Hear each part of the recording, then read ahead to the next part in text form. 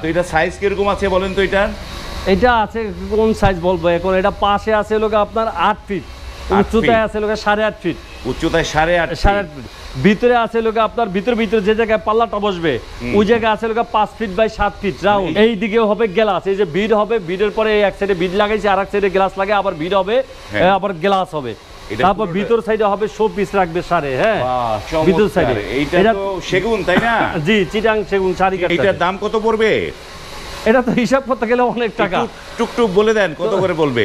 এটা তো আপনার এটা 1.5 লক্ষ টাকা আসবে, এরকম কেউ যদি করতেছে। এইটা শুধু সিঙ্গেল এইটা করলে 1.5 লাখ টাকা। কিভাবে এখন তো দেখলেন যে 1.5 লাখ টাকা কিভাবে অন্য এরকম একটা সোজা চোকার যখন হয় তখন হয়ে যায় আপনার 28-30 হাজার টাকা, যখন আপনার রাউন্ড হয় তখন হয়ে যায় 50-60 হাজার। এই যে রাউন্ড চোকাটা 8 ফিট বাই 8.5 ফিট, এটা আবার 75-80 হাজার টাকার মতো চলে আসে।